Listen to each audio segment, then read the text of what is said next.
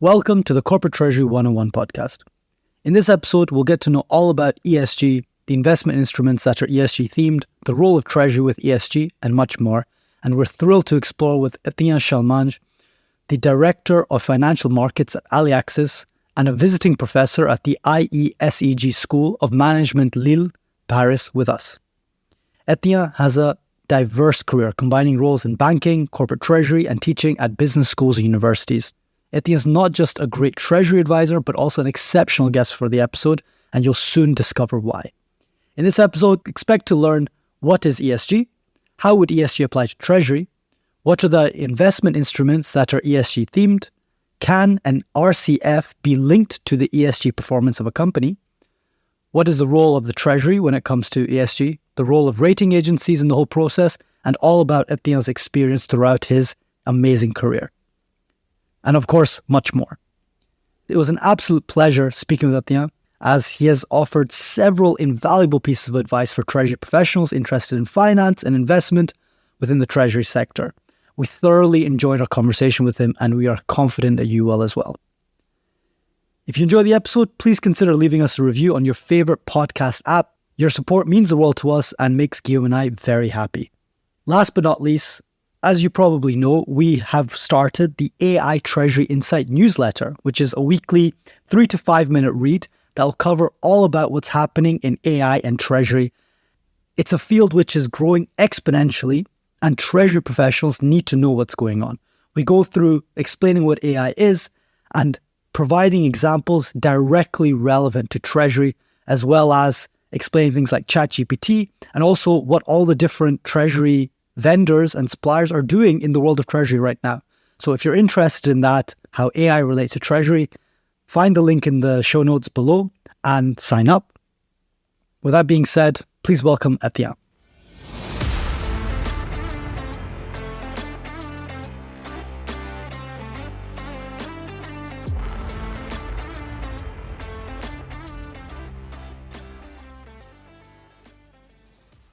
Etienne, thank you so much for joining us on the show.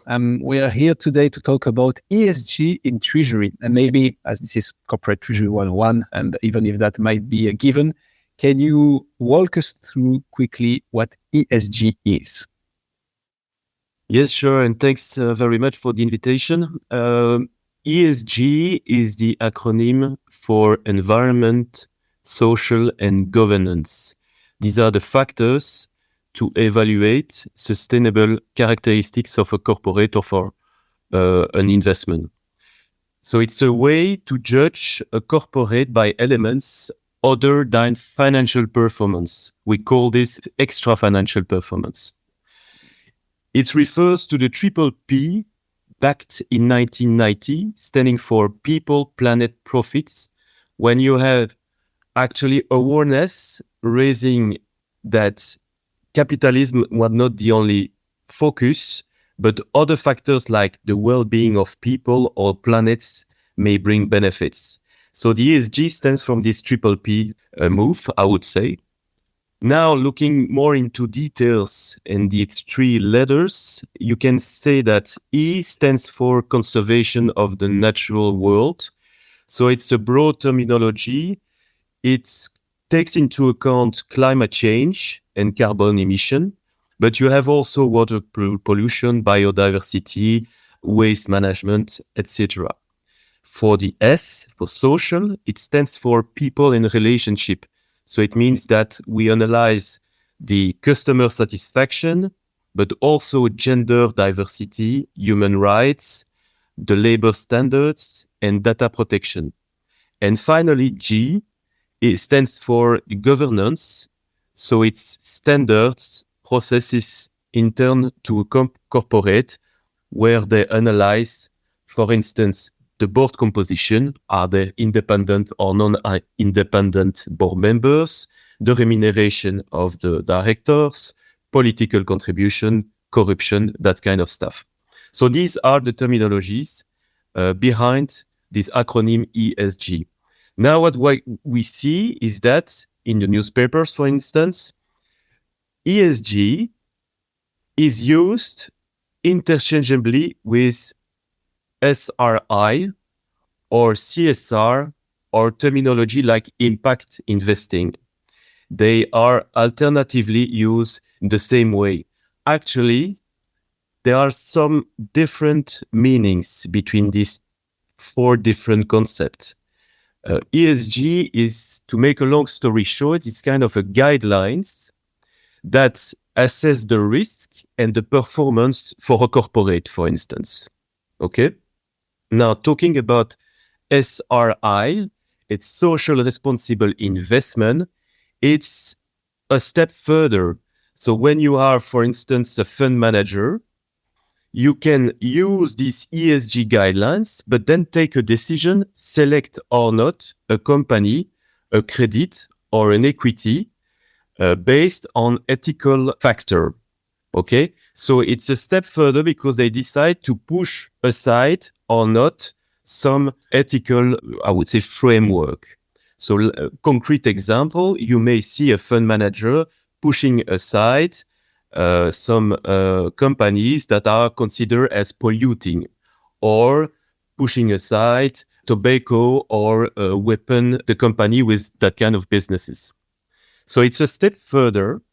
Now, what we see also is we talk about impact investing. Impact is really what can contribute to a social, to an economical and environmental benefits. So it's really one step also further. It's really something that can change or a bit shake the lines, I would say. So it's a bit different also. And finally, I was talking about CSR. It stands for Corporate Social and Responsibilities. It's different than ESG in the sense that CSR is seen as internal and qualitative, while ESG is more considered as external and quantitative. Super clear, and quite some beautiful terms that we want to dig into and break down. Maybe before this, to give people and also Hussam and I an understanding of the big picture. Why is it, I think we can say, one of the most looked at topics by companies around the world, and not only companies, right? Governments, institutions, everybody is talking about the ESG in all its forms. Why is it particularly relevant now? Well, it's a good question, but if you look at what happened since the beginning of 2000, we've seen that the world has changed. We moved from a world when we had initiatives, kind of consciousness of something what went pretty much wrong. But since the beginning of 2000 now, we have evidence, we have proof that there is something bad coming into the climate. We called it climate change. And then we had not only the corporate, but also politics. So all the stakeholders decided to move ahead, take decisions, and go ahead. So they considered that ESG was extremely important to go ahead, was the future, and should not be set aside. Okay?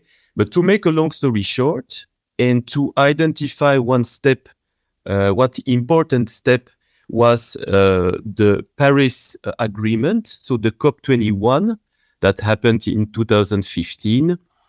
That's where they decided that the world had to limit by 2 degrees extra the global warming.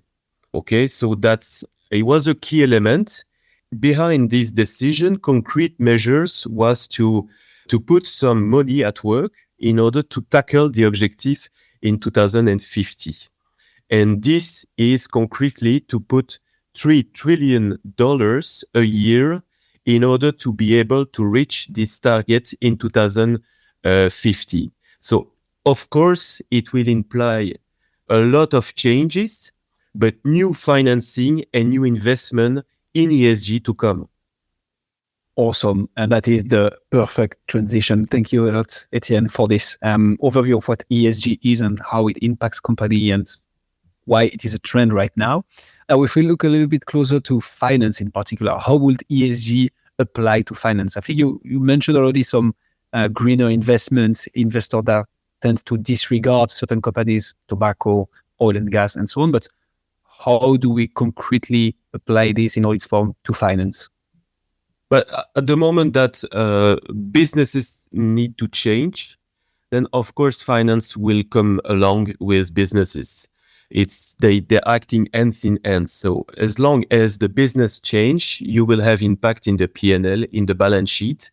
Therefore, financial control will focus more and more on ESG. You will have also other departments impacted by this ESG component, like tax, like Treasury. We will talk about Treasury right after, but also department like M&A. So definitely, as long as corporate and businesses changing towards ESG, finance will adapt and come along with that. Thanks a lot, Etienne. Like, can you explain a bit more about the treasury side of it then? So finance, I understand from a investment point of view, from an allocation of funds point of view, but what does the treasury department specifically have to do with ESG? Yeah, sure. It's actually, obviously, two elements, two activities come directly in mind when we talk about treasury, ESG in treasury. First of all is the financing, and second of all is the investment. It's not only that, but that's the two main obvious activities we can identify. Financing, and I had the opportunity to be at the early stages involved in financing with ESG component, is the fact that Treasury can contribute also to ESG, to this ESG tendency or to this ESG framework by raising ESG linked or ESG pure financing. You have different type of product, and from time to time we may found a bit lost. What I can say to simplify is that in financing product, when a company has to raise money, there are two main different types of financing. You have the use of proceeds. Okay, it means that when you raise the money, the proceeds will be dedicated to ESG products, okay, to ESG purposes, to ESG objectives. So we take most of the time it's green, but we see more and more social also, or even what we call transition. I will explain a bit more about that. And next to that, you have the general corporate purposes, meaning that you can raise funds, okay? That's for the usual proceeds. So it's refinancing existing debt. It's for working capital, for instance. But you can identify KPIs that, depending on the performance analyzed at a certain moment of this KPI, decided to give a penalty or not. But these are ESG linked criteria. So you have two different things to consider when you are raising funds, when you are considering the ESG financing. You have the use of proceeds and you have the general corporate purposes with a KPI linked or sustainability linked. Okay, that's the two main elements. Thank you so much. So take us into that a little bit more detail. At the end, Yep. like, what would that sort of investing look like? Do you have examples? Like, how do you go about as a treasurer investing in ESG compliant way? Yeah. As a treasurer, what you will do is that when you have in excess of cash, you will try to put the money at ESG work. So it means that you will decide to select banks if you opt for a deposit or term deposits. You will select money market funds with a ESG component. You can select commercial papers with an ESG component, green, for instance, or even KPI linked, even if they are not very frequent. That's for, I would say, the short-term investment. For the long term, you can opt for a bond fund with an ESG component. Okay, so you have, depending on the short term or the long term, you have plenty of possibilities to put the excess of cash into ESG linked instruments. And how do those KPIs work exactly? Well, actually, what you have to do is identify KPIs, meaning that it's key performance indicators in ESG. It can be reducing the carbon emissions. It can be having less of waste or less using packages. It can be less incident or more gender or diversification. So there are plenty of possibilities. You have tremendous number of indicators that you can use, or you can decide to use an index composed by a lot of indicators as a KPI itself. So you have plenty of possibilities. And this is just for the example, this is what we did at Carrefour in 2019. We decided to refinance the revolving credit facility with an ESG component. And this ESG component was the index of Carrefour, the CSR index of Carrefour, composed of 17 indicators from environment to social to governance. And the idea was to analyze the performance of this index, of this KPI, every year. And depending on the performance, we decided to penalize or not, to create a mechanism that contribute to feed. At that time, it was a food transition platform to dedicate the fund into specific product to food transition.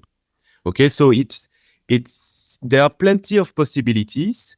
You can use either index, you can use a specific KPI, reducing the carbon emission in 2030 or 2040. That's the most frequent KPI we can use.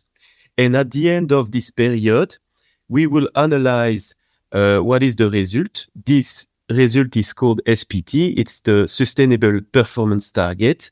If it's above a certain threshold, nothing happened.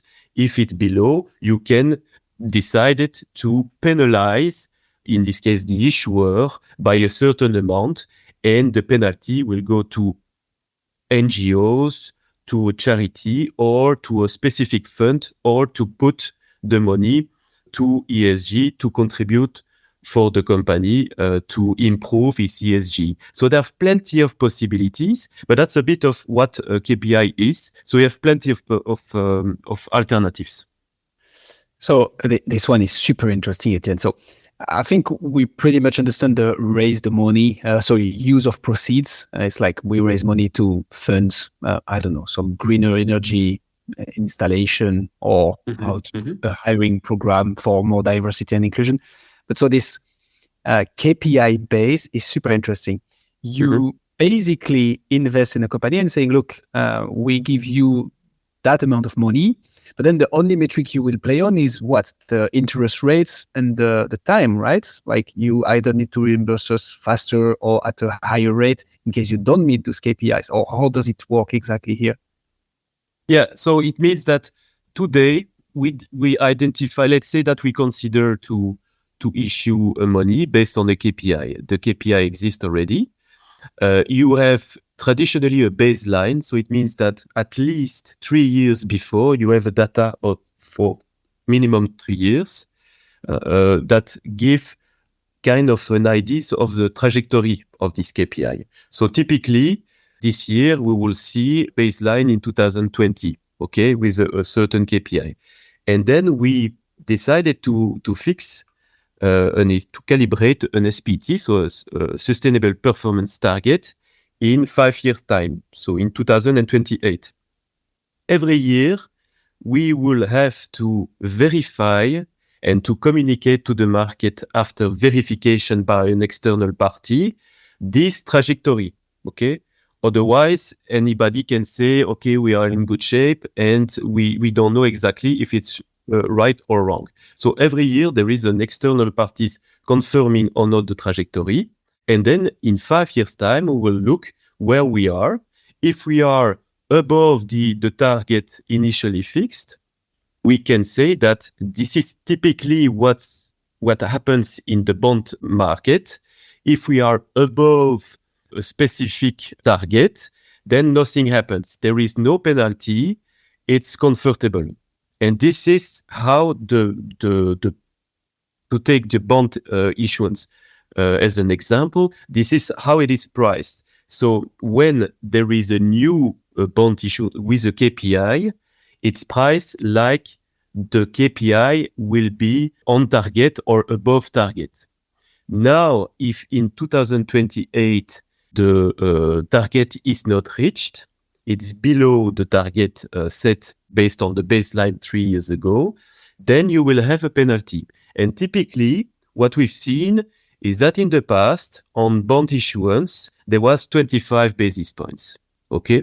But what we've seen over the last few months and years is that in the beginning of this sustainability linked or KPI linked, it was the beginning of a new segment. It was the beginning of a new product. So you don't know exactly how it goes, but you try to fix some standards, and this standard evolve. And then 25 basis points happen to be not sufficient enough. Then the penalty start to increase. Okay, from 25 to 50. Or even per year, it can increase from 25 to 50, for instance. We've seen that evolution.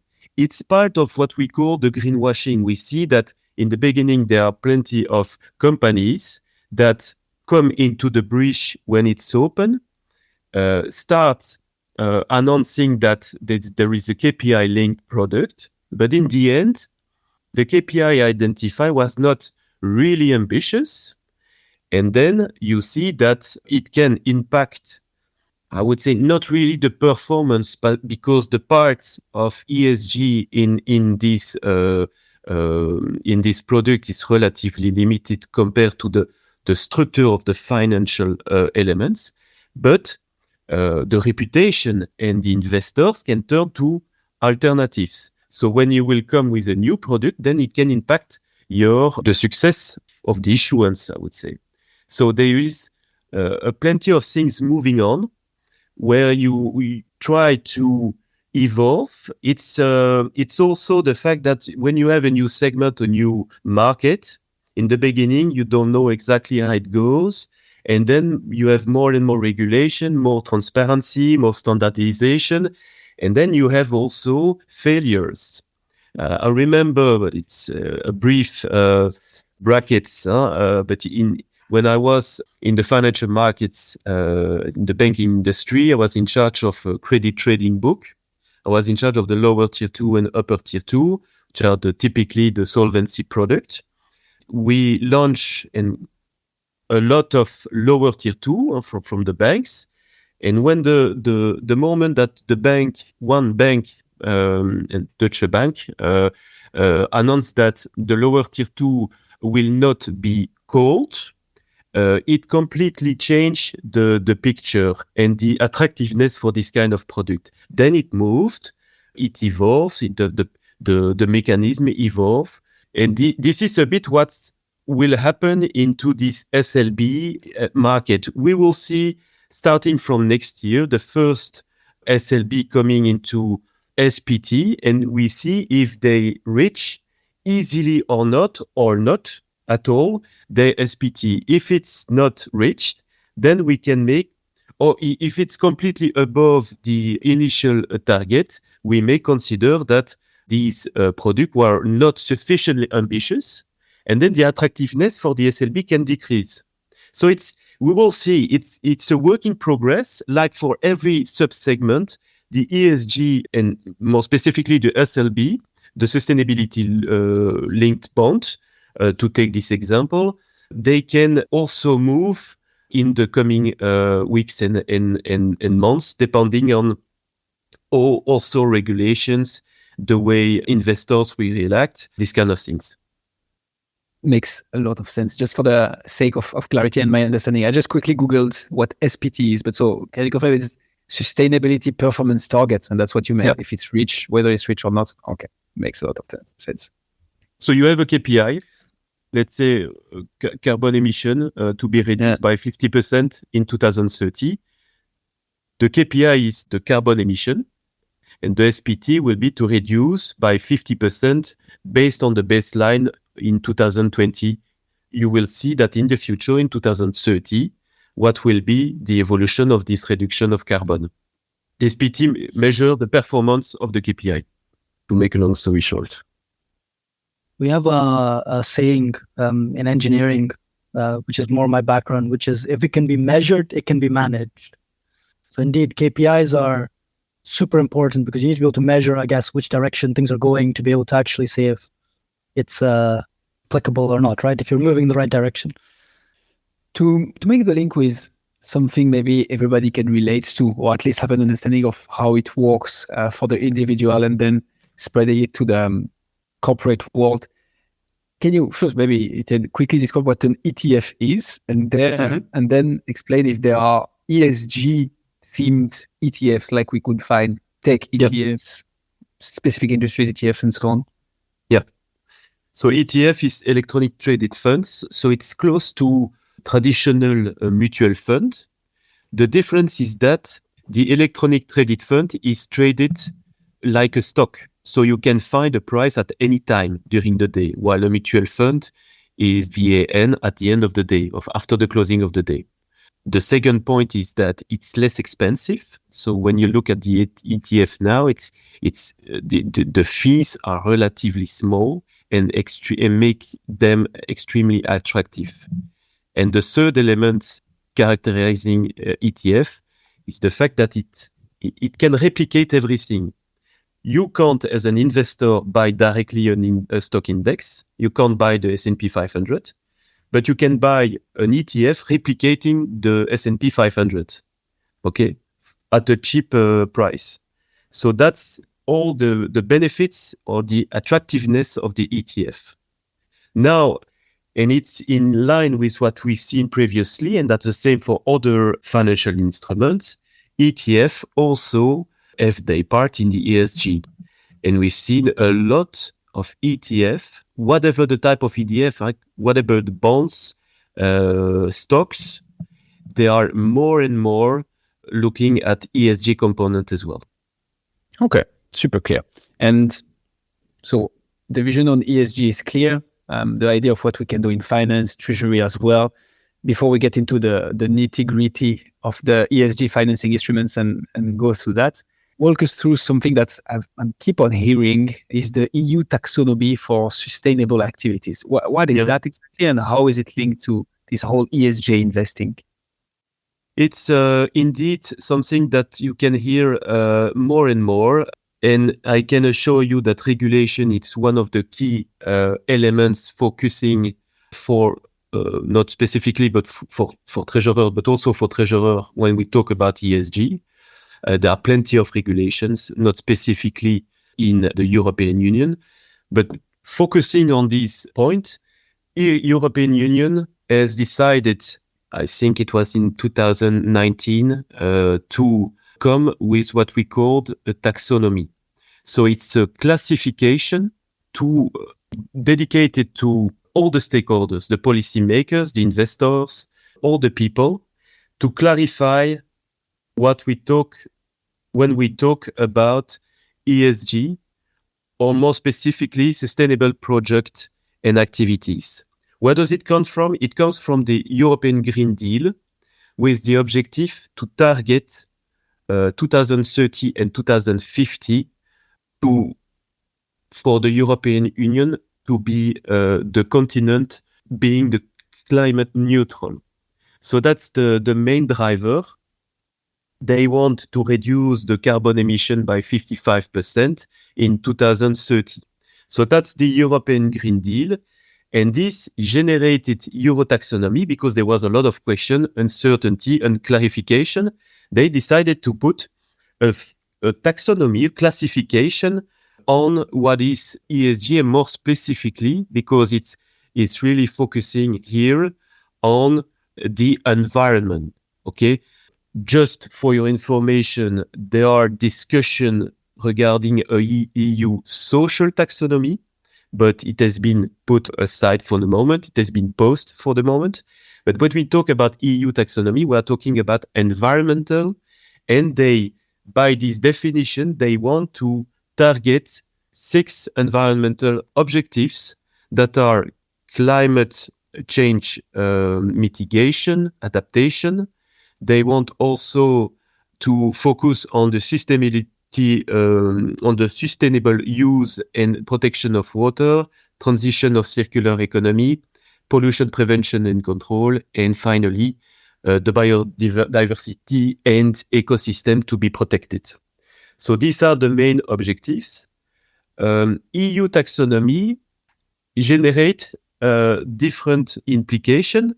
A small example that impacted a financial market and more specifically issuers and investors is that the ECB, the European Central Bank, decided to use these 6 objectives, 6 environmental objectives, to elect a bond issuance to be eligible at the ECB for this KPI linked.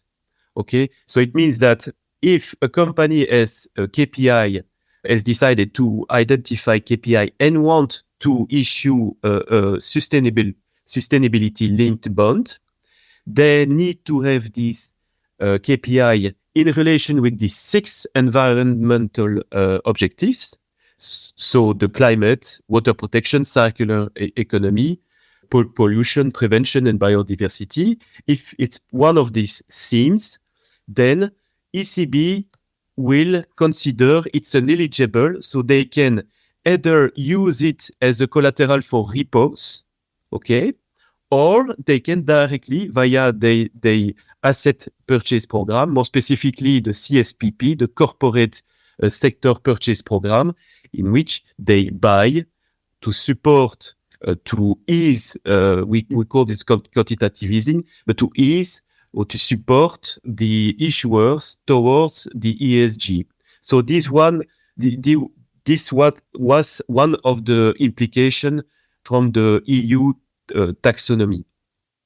And having ECB part of a book when you launch a bond issuance, it's really important to be supported. Now, it was in the past because it has been announced that since 2022, it won't only reinvest the investment they did in the past coming into maturity. So they won't increase, they won't do net investment to support the SLB segment. Awesome. Super clear. Thanks a lot, Etienne. How about we dive into it? What are the instruments out there that are ESG themes or that can have an ESG dimension and that treasurers can leverage in order to start applying, and as you said, work in progress, but start applying ESG principles to the investment, thinking long-term and ESG? Mm-hmm. So like, for instance, maybe we can start with the revolving credit facility, the RCF. Yeah. I think you touched upon it earlier. How does it work here? Can it be linked to an ESG performance, as you mentioned? How is it working? Do you have specific prices, covenants applied? Or what are the KPIs? Or to take one of the previous terms, if I find it, SPTs, sustainable performance targets. How does it work for RCFs? So revolving credit facility is a credit facility, most of the time syndicated among a pool of banks. And that gives you the flexibility to draw, that's the term revolving, to draw when you want, when you need, for a short-term use. So it's typically dedicated to fund working capital, for instance, so intra-annual needs.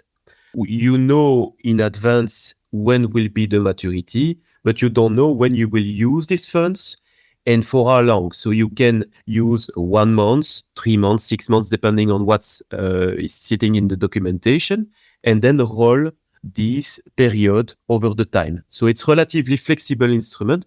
Logically and normally, it's used as a backup facility. Extremely appreciated to get a liquidity capacity for a corporate, appreciated also by the the rating agencies. It's most of the time compared to a term loan where you have directly the funds for the totality of the funds, and you know in advance the schedule and the repayment. So it's fixed. That's the main difference between the two.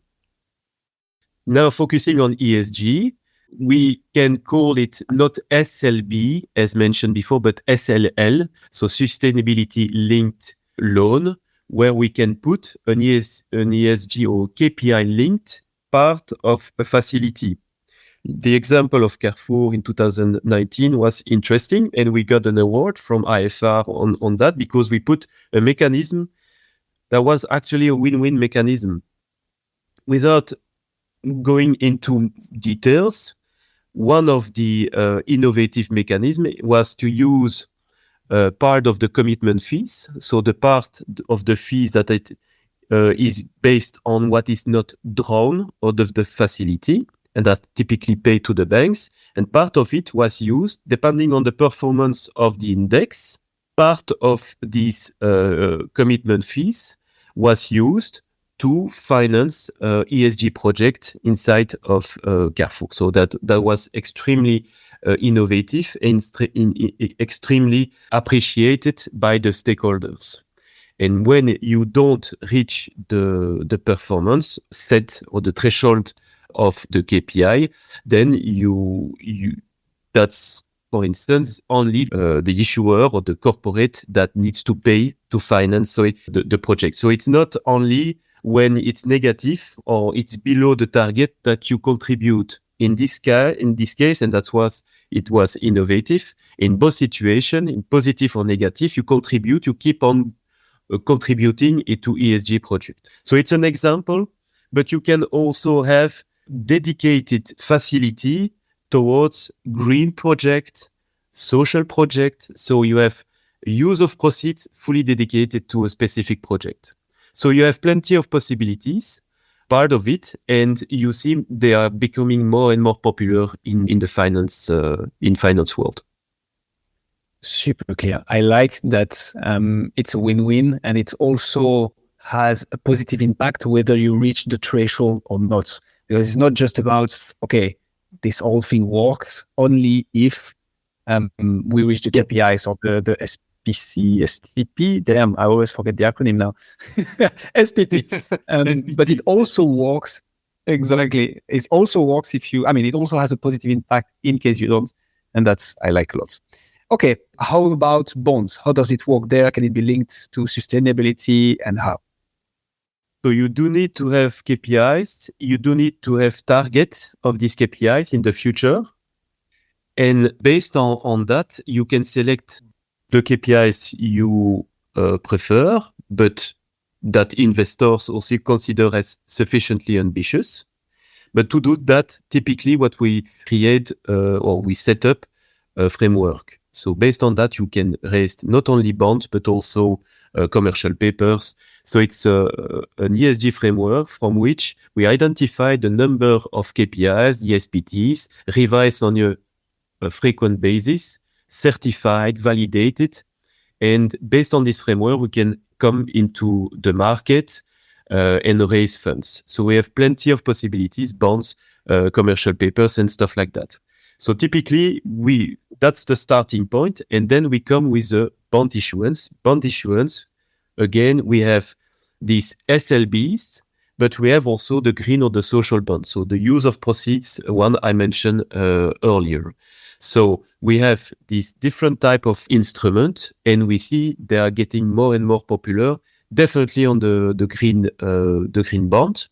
I think the number from 2018 to 2020, at least forecasted in 2023, will be 5 times the number of green bond outstanding. So it shows that it's getting more and more popular. For the SLB, it's also increasing, but there are some reluctance from some investors regarding the ambitious. So this is something that need to be tested and challenged and validated by investors. Why would you choose one of those instruments over the other, specifically when it comes to ESG? I mean, like we've talked before on the podcast that in Treasury, when managing money, there's 3 main priorities that the Treasury needs to look at: protecting the capital, making sure you're liquid, and then optimizing your yield. Mm-hmm. Do each of these?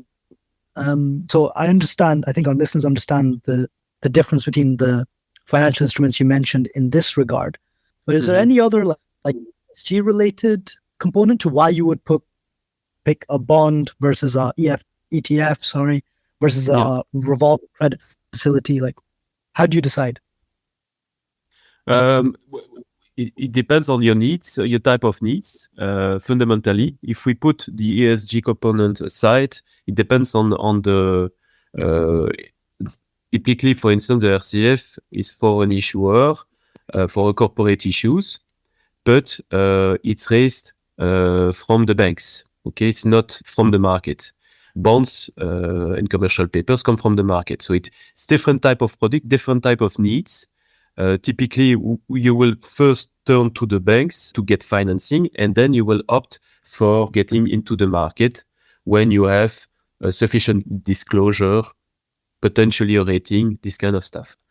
Now, focusing on ESG, what you can say is that, and that's interesting, in the beginning, when we started with SLB, the economical benefit, the financial benefit linked to the structure was close to zero. So there was almost no incentive because it was the beginning. You could not compare with existing SLBs, for instance, by looking at the comparables, by looking at the curves.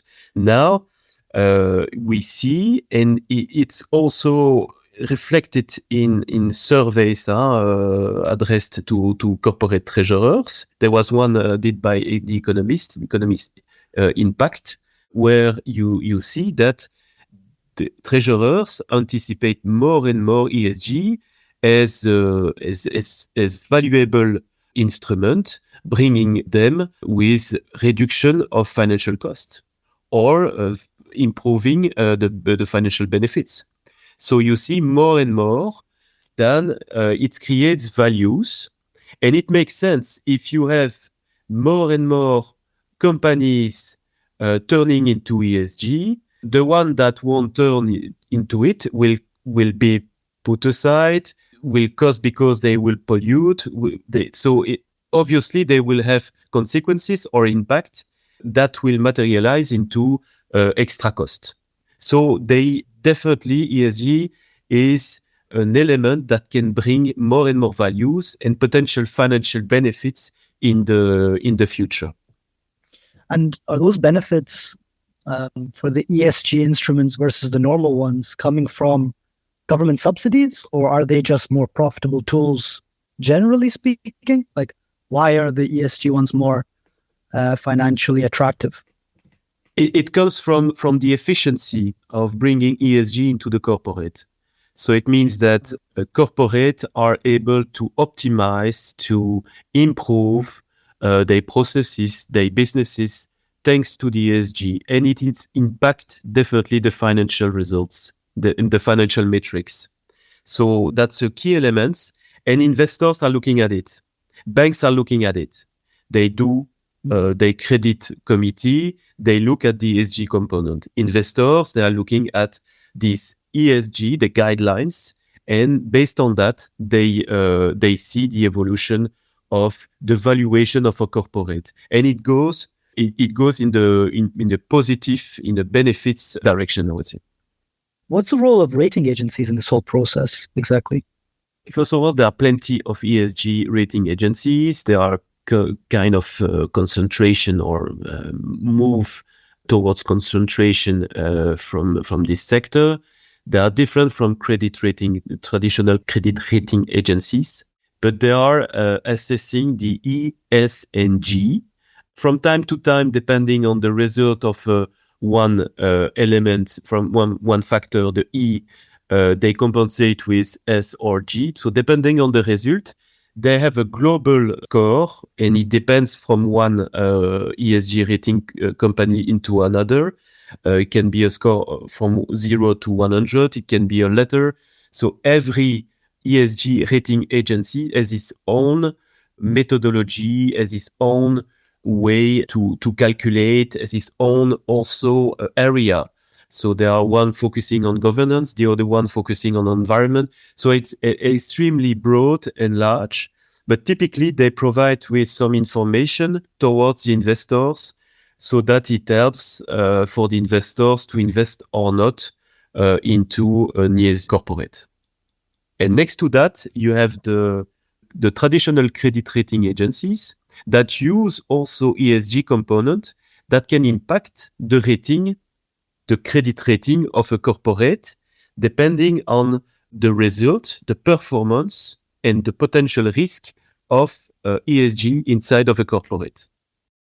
I guess there's a very big reputational element to this, right? I guess companies go out there and they claim to be very, ESG compliant and very much. But if the instrument that they thought was an ESG instrument underlying does not, then it could be a risk to the reputation, I guess, right? So I guess the rating agencies are super important in the whole process. They are super important, but there were criticism about the lacking of transparency and standardization, and also greenwashing. So, for instance, the difficulty you have as a corporate is you want to control the information, and you want to be as transparent as possible, to disclose what you can. But then, as you may have ESG rating agencies with their own methodologies, with their own questionnaires at specific period of time during the year. So it's extremely challenging to meet all these criteria.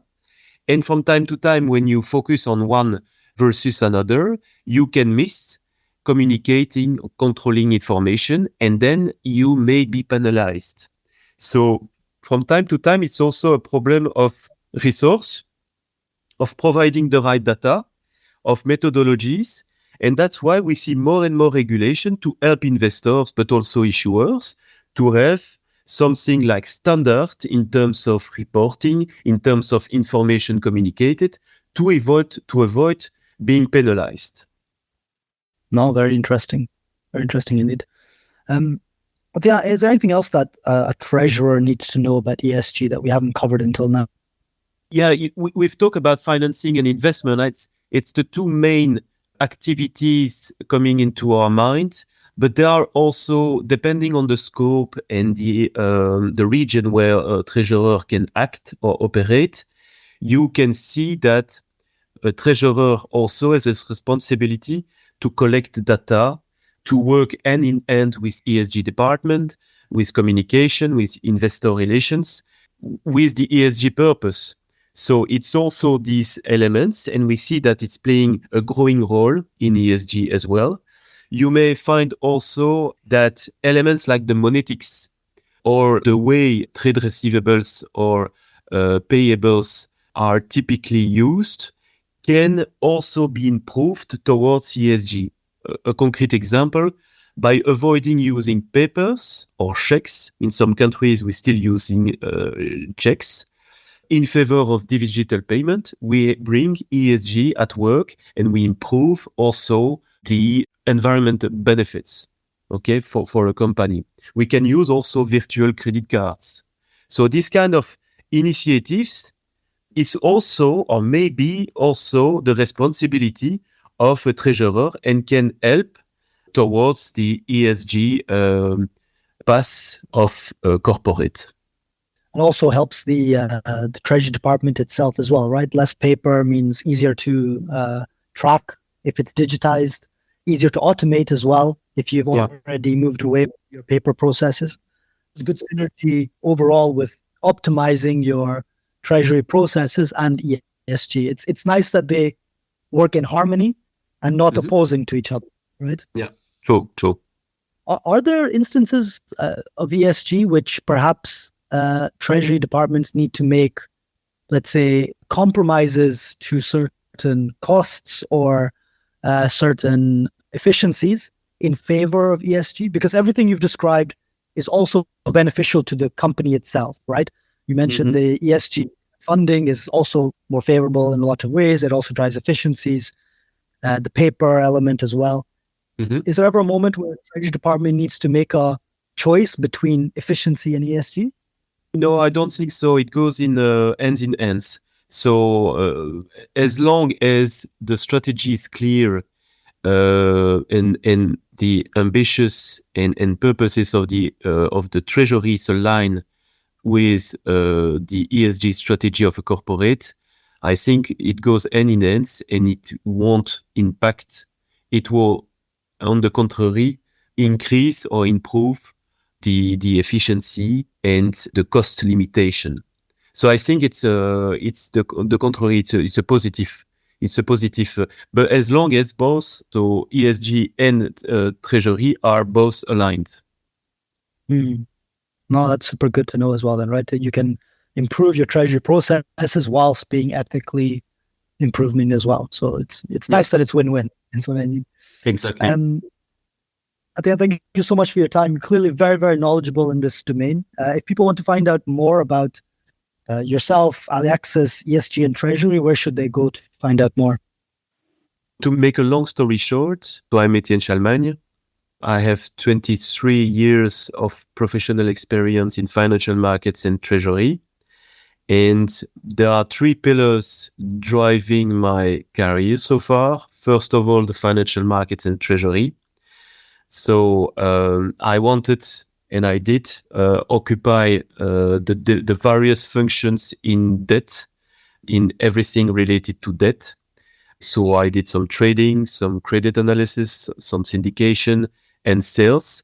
So I covered the whole spectrum of debt. I've always been attracted and passionate by the debt instrument and the innovation. So I managed to trade lower tier 2, upper tier 2 solvency product or tier 1 product. But I also managed to, as an issuer, raise a convertible bond with an equity-linked component, the non-dilutive convertible bond. And more recently, I've been involved in SLB and SLL instrument. So I've always been in touch with debt and in innovation inside of debt. So that's the first element, first pillar. The second pillar is that I've always kept a foot in the academic environment. So I have a teaching fiber, and I started PhD in 2009 in finance. And since then, I've always taught at university and at business schools various financial courses.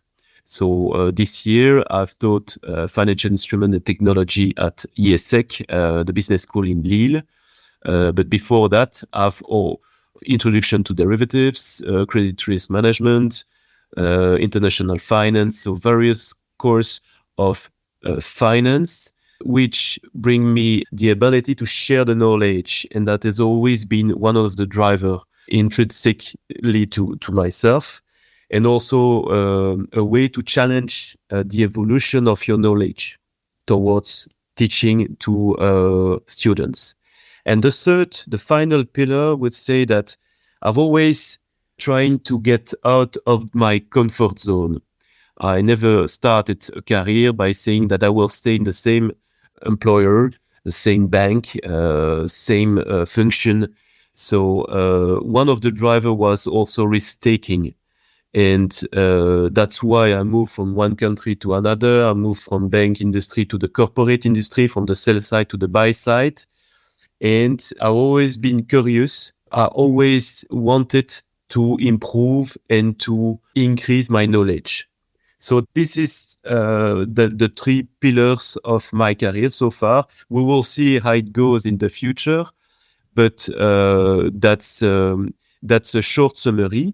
And currently, my function is financial market director at Aliaxis, part of the Treasury, headed by Séverine Leblevenec, the global head of Treasury.